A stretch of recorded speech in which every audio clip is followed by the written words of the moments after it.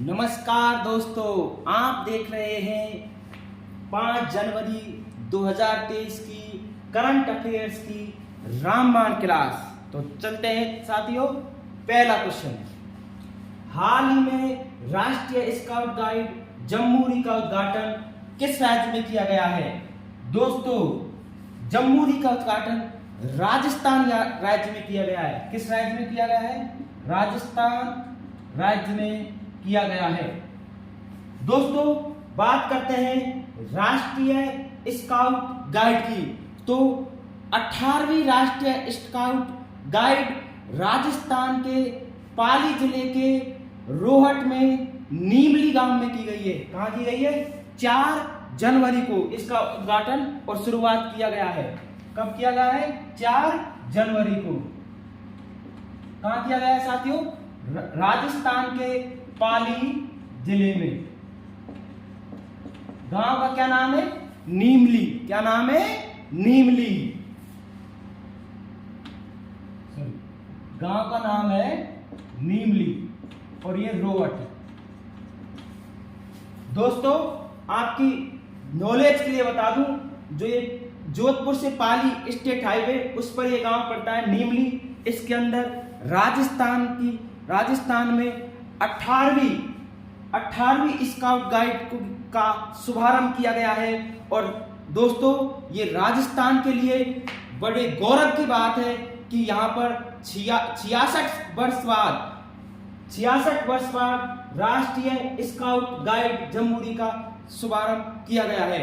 साथियों, इसके मुख्य अतिथि श्रीमती द्रौपदी मुर्मू जी, जो भारत की राष्ट्रपति है। कौन थी? श्रीमती द्रौपदी मुर्मू जी। दोस्तों, द्रौपदी मुर्मू जी भारत की 15वें नंबर की राष्ट्रपति है और इनका संबंध संथाल जनजाति से है। किससे है? संथाल जनजाति से है और ये उड़ीसा राज्य से बिलोंग करती हैं। कहां से बिलोंग करती हैं? उड़ीसा राज्य से। दोस्तों, आपको एक खास बात बता दूं, जो ये स्काउट गाइड होते हैं, ये जम्मूरी, ये वासुदेव कुटुंबकम के उद्देश्य से किए जाते हैं। या इसमें कम से कम 35,000 स्काउट गाइड भाग लेंगे। और दोस्तों, इसके अंदर वायुसेना की सूर्य किरण जो वो है, उसके द्वारा एयर शो किया गया था 4 जनवरी को। साथियों, इसके अंदर बहुत सारे धार्मिक सांस्कृतिक प्रोग्राम और डांस, सभी तरह की प्रतियोगिताएं की जाएंगी। तो ये हमारे राजस्थान के लिए बड़े गौरव की बात है कि राजस्थान में 18वीं जम्मूरी होने जा रही है। साथियों, इस स्काउट गाइड के उद्घाटन में कल में जब द्रौपदी मुर्मू जी को सुन रहा था, तो उन्होंने बहुत अच्छी बात कही थी कि जो दिल के बहुत अच्छे होते हैं, ईमानदार होते हैं, वो स्काउट गाइड में भाग लेते हैं। इसीलिए स्काउट गाइड जब किसी से हैंडशेक करते हैं तो अपने बाएं हाथ से हैंडशेक करते हैं, क्योंकि उन्होंने इसके बारे में बताया कि बाएं साइड में ही सबका दिल होता है, जो बाएं साइड में होता है, और इनका दिल बहुत बड़ा होता है। दोस्तों, स्काउट गाइड से जो स्काउट गाइड है, उनको उनके जीवन में एकता के साथ मिलजुल कर रहने की भावना को विकसित करती है। साथियों, इसी प्रोग्राम में अपने राजस्थान के मुख्यमंत्री श्रीमान अशोक गहलोत जी भी थे और ये राजस्थान के 22वीं विधानसभा के मुख्यमंत्री हैं। मैंने आपको ये कल बता दिया था। ठीक है, तो मुख्यमंत्री जी ने भी सभी को एक साथ मिलजुल के और एकता का प्रतीक देने का संदेश दिया। साथियों, अगली कड़ी में चलते हैं। यहाँ पर भी अपने राजस्थान के राज्यपाल श्रीमान कलराज मिश्र जी। क्या नाम है राजस्थान के राज्यपाल का? कलराज। क्या नाम है? कलराज मिश्र। ये भी यहाँ मौजूद थे और इन्होंने कल इनके भाषण में बहुत अच्छी बात कही। इन्होंने कन्हैयालाल सेठिया जी की एक कविता के साथ बहुत शानदार संदेश दिया कि ई तो देवाने ई तो सुरगाने शरमावे, ई पर देव रमण ने आवे, ई रोजस नर नारी गावे, धरती धोरारी ओ धरती धोरारी। ये कन्हैयालाल सेठी की कविताओं से इन्होंने अपने भाषण की शुरुआत की और राजस्थान को ये स्काउट गाइड को बहुत गौरव का विषय बताया। ये हमारे लिए बहुत गौरव की बात है। और दोस्तों, मैं खटाना जी के ट्रिक्स की तरफ से जितने भी देश विदेश से मेहमान यहाँ आएंगे उन सबका राजस्थान की तरफ से स्वागत करता हूँ। नेक्स्ट क्वेश्चन पे चलते हैं साथियों। भारत का पहला ग्रीन हाइड्रोजन वेल्डिंग प्रोजेक्ट किसने शुरू किया? दोस्तों, भारत का पहला green hydrogen welding project NTPC ने, किसने? एनटीपीसी ने हाल ही में शुरू किया है। दोस्तों, नेशनल थर्मल पावर कॉर्पोरेशन, जो कि सूरत में है। कहाँ है? सूरत में। और दोस्तों, आपको बता दूं कि जो हाइड्रोजन वेल्डिंग प्रोजेक्ट है ये अभी एनटीपीसी ने शुरू किया है। और मैंने कल आपको बताया था कि दुनिया की हाइड्रोजन से चलने वाली जो दुनिया की दूसरे नंबर की ट्रेन है वो कौन सा देश चला रहा है? वो चलाया था चीन ने चलाई है। ये मैंने आपको कल बताया है। और भारत भी दिसंबर 2023 तक ट्रेन चला देगा, स्वदेशी ट्रेन। ठीक है दोस्तों। और भारत के जो रेल मंत्री हैं वर्तमान में वो है अश्वनी वैष्णव जी। ये मैंने कल भी आपको बताया था। ठीक है। अब देखो, जो हाइड्रोजन से H2O में क्या होगा? ऑक्सीजन और हाइड्रोजन को अलग करके जो ऊर्जा उत्पन्न की जाएगी उससे ही तो ट्रेन चलाई जाएंगी। और ये gas welding green hydrogen welding project भी जो एनटीपीसी में शुरू किया है वो सूरत में स्थित है। नेक्स्ट क्वेश्चन पे चलते हैं दोस्तों। तो नेक्स्ट क्वेश्चन है, राजस्व पुलिस प्रणाली को समाप्त करने वाला राज्य कौन बना है? तो दोस्तों, राजस्व पुलिस प्रणाली को समाप्त करने वाला राज्य हाल ही में बना है। उसका नाम है अपने उत्तराखंड। क्या नाम है? उत्तराखंड। दोस्तों, राजस्व पुलिस प्रणाली क्या है? आइए मैं आपको डिटेल में समझाता हूं। तो राजस्व पुलिस प्रणाली में क्या होता था? पहले ब्रिटिश जमाने से ही यहाँ पर जो राजस्व अधिकारी होते थे, सिविल अधिकारी होते थे, वो उनके पास किसी को भी गिरफ्तार करने का, उनके खिलाफ कार्रवाई करने का अधिकार था। लेकिन दोस्तों, उत्तराखंड में अब यह काम नियमित पुलिस प्रणाली से किया जाएगा। और यह काम किसने किया है? उत्तराखंड राज्य ने। और अब उत्तराखंड की जब बात आई है साथियों, तो उत्तराखंड का पोस्टमार्टम भी जरूरी है। एक बार इसका स्क्रीनशॉट ले लो, फिर मैं उत्तराखंड के बारे में आपको बताता हूं। ये मैं मिटा देता हूं। ठीक है दोस्तों, तो ये अपना बहुत प्यारा शानदार इंडिया है।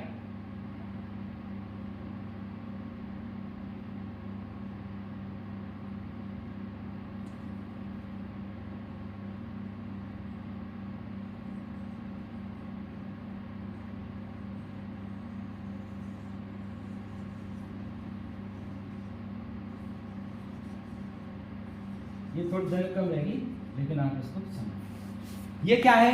ये इंडिया है, ये मेरा इंडिया है, ये आप सबका इंडिया है। I love my India. ठीक है। तो दोस्तों, हम बात कर रहे थे उत्तराखंड की। तो उत्तराखंड जो राज्य है वो भारत में यहाँ पर स्थित है। कहाँ पर स्थित है? यहाँ पर। और दोस्तों, जो उत्तराखंड है इसकी सीमा 2 भारतीय राज्यों से और 2 देशों के साथ लगती है। देखो, ये एक तो हिमाचल प्रदेश से अपनी सीमा बनाता है और एक यूपी से अपनी सीमा बनाता है। और दोस्तों, जो 2 देश हैं वो है एक चीन और एक है नेपाल। क्या है? नेपाल। क्लियर। अब बात जब उत्तराखंड की आई है तो उत्तराखंड की जो राजधानी है वो देहरादून है। क्या है? देहरादून। उत्तराखंड की राजधानी क्या है? देहरादून। और दोस्तों, जो उत्तराखंड के सीएम हैं वो है पुष्कर सिंह धामी। क्या नाम है सीएम का? पुष्कर सिंह धामी। पुष्कर सिंह ये धामी। और दोस्तों जो उत्तराखंड के राज्यपाल हैं वो है लेफ्टिनेंट गुरमीत सिंह। क्या नाम है? लेफ्टिनेंट गुरमीत सिंह। और जो उत्तराखंड है इसमें जो उनकी संख्या है विधानसभा की 17 है। कितनी है? सॉरी 70 है। कितनी है? 70। सॉरी 17 बजाय 70 है। कितनी है? 70। चलो तो दोस्तों ये हो गया उत्तराखंड। अब हम बात करते हैं नेक्स्ट क्वेश्चन की। विश्व ब्रेल दिवस 2023 कब मनाया गया? विश्व ब्रेल दिवस 2023 कब मनाया गया? तो दोस्तों विश्व ब्रेल दिवस 2023 हाल ही में 4 जनवरी को मनाया गया है। कब मनाया गया है? 4 जनवरी को। कब मनाया गया है? 4 जनवरी को। तो ये देखो 4 जनवरी। सॉरी दोस्तों ठंड ज़्यादा है इसलिए थोड़ी आज तबीयत सही नहीं है, फिर भी मैं आपको सबसे पहले शानदार तरीके से करंट जीके का ये डोज उपलब्ध करा रहा हूँ राममान क्लास। तो विश्व ब्रेल दिवस 2023 कब मनाया गया है? 4 जनवरी को मनाया गया है। आइए विश्व ब्रेल दिवस के बारे में संपूर्ण जानकारी लेते हैं। दोस्तों विश्व ब्रेल दिवस सबसे पहले 2019 से मनाया जा रहा है। कब से मनाया जा रहा है? 2019 से मनाया जाना शुरू किया है। जो विश्व ब्रेल दिवस है, जो लुईस ब्रेल हैं जिन्होंने इस ब्रेल पद्धति को चालू किया था उनकी याद में मनाया जाता है। लुईस ब्रेल, ठीक है। और दोस्तों जो इनका जन्म है, इनका जन्म 4 जनवरी 1809 में हुआ था। कहाँ हुआ था? फ्रांस में हुआ था। दोस्तों लुईस ब्रेल का इनके बचपन में एक्सीडेंट हो गया था जिसकी वजह से इनकी आंखें चली गई थी, ये देख नहीं पाते थे, ठीक है। तो इन्होंने 16 वर्ष की उम्र में इनकी आंखें चली गई थी, तो इन्होंने जो ये अंधे व्यक्ति होते हैं इनके लिए ब्रेल पद्धति की शुरुआत की। जो डॉट डॉट होते हैं उनसे ऐसे ही हाथ लगा के और वो ब्रेल पद्धति को पढ़ा जाता है। जैसे वो मोटरसाइकिल में हैंडल में नहीं होते, वो डॉट डॉट से ऐसे डॉट डॉट होते हैं, उनसे ऐसे ब्रेल पद्धति उसको कहा जाता है, ठीक है। तो समझते ब्रेल पद्धति 4 जनवरी को मनाया। तो दोस्तों अब बात जब दिवस की आई है तो जनवरी की कुछ महत्वपूर्ण दिवस आपके सामने शेयर कर रहा हूं। 1 जनवरी को वैश्विक परिवार दिवस मनाया जाता है। क्या मनाया जाता है? वैश्विक परिवार दिवस। दोस्तों 4 जनवरी को मैं आपको बता चुका हूं कि ब्रेल दिवस मनाया जाता है। और दोस्तों 10 जनवरी को राष्ट्रीय हिंदी दिवस मनाया जाता है। 10 जनवरी को राष्ट्रीय हिंदी दिवस मनाया जाता है। क्या मनाया जाता है? राष्ट्रीय हिंदी दिवस। और दोस्तों 12 जनवरी को राष्ट्रीय युवा दिवस मनाया जाता है। 12 जनवरी को राष्ट्रीय युवा दिवस मनाया जाता है। किसकी याद में? स्वामी विवेकानंद की याद में। उन्होंने कहा था उठो जागो और जब तक मत रुको जब तक आपको लक्ष्य की प्राप्ति नहीं हो जाए। दोस्तों इन लाइनों को हमेशा याद रखो और अपने लक्ष्य के प्रति सजग रहो। एक दिन आपका लक्ष्य आपको जरूर हासिल होगा। अगली डेट तो 15 जनवरी को भारतीय सेना दिवस मनाया जाता है। क्या मनाया जाता है? भारतीय सेना दिवस। दोस्तों अगली डेट पे हम चलते हैं तो 23 जनवरी को पराक्रम दिवस मनाया जाता है। 23 जनवरी को पराक्रम दिवस मनाया जाता है। दोस्तों ये सभी बहुत महत्वपूर्ण है, सभी एग्जामों के लिए ये रामबाण क्लास है और ये आपके लिए बहुत महत्वपूर्ण है। चलो चलते हैं नेक्स्ट क्वेश्चन पर। सुमित्रा सेन का निधन हो गया है, वह कौन थी? तो दोस्तों सुमित्रा सेन एक गायिका थी। क्या थी? गायिका। ये गायिका थी, ये गायिका थी और इन्हें बांग्ला सरकार ने महासंगीत सम्मान दिया था। ठीक है, ये कौन थी? गायिका थी। नेक्स्ट क्वेश्चन की तरफ चलते हैं। भारत के 78वें ग्रैंड मास्टर कौन बने हैं? तो ये आपके साथियों, अभी आपको इसके बारे में बता दूं तो ये 78वें जो ग्रैंड मास्टर बने हैं ये है कौस्तुभ चटर्जी। कौन बने हैं? कौस्तुभ चटर्जी। अब देखो दोस्तों, एग्जामिनर आजकल बहुत होशियार हो गए। वो ये पूछेगा आपसे कि भारत के हाल ही में 78वें ग्रैंड मास्टर बने हैं, उनका संबंध किस राज्य से है? ठीक है, ये पूछेगा। तो वो है राज्य पश्चिमी बंगाल। क्या नाम है? पश्चिमी बंगाल, भूलना नहीं है। तो दोस्तों, जब बात शतरंज के खेल में ये ग्रैंड मास्टर जो सबसे टॉप करता है उसे चुना जाता है।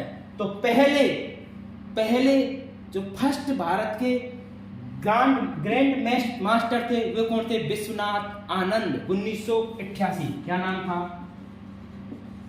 विश्वनाथ आनंद। क्या नाम था? विश्वनाथ आनंद। और दोस्तों इनको हाल ही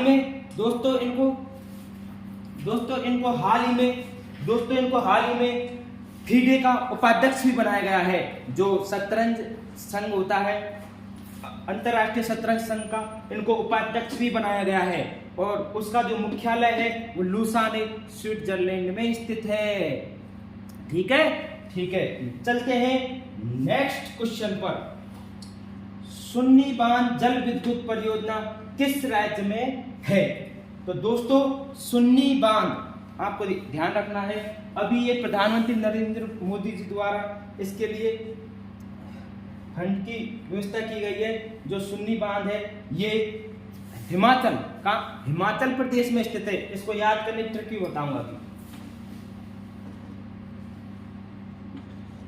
दोस्तों, जो सुन्नी बांध जल विद्युत परियोजना है ये किस राज्य में स्थित है? ये हिमाचल प्रदेश में स्थित है। आइए, हिमाचल प्रदेश। तो जब बात हिमाचल प्रदेश की आई है तो इसका पोस्टमार्टम भी जरूरी है। तो हिमाचल प्रदेश की राजधानी शिमला कहाँ है? शिमला और धर्मशाला है। कहाँ है? शिमला और धर्मशाला। ठीक है, और हिमाचल प्रदेश के जो वर्तमान में जो मुख्यमंत्री हैं वो है सुखबीर सिंह सुक्खू। क्या नाम है? सुखबीर सिंह सुक्खू। सुखबीर सिंह सुक्खू। तो दोस्तों, और हिमाचल प्रदेश के जो राज्यपाल है वो है राजेंद्र विश्वनाथ। क्या नाम है? राजेंद्र विश्वनाथ। ठीक है साथियों, और हिमाचल प्रदेश में 68 विधानसभा सीट है। और राजेंद्र विश्वनाथ आर्लेकर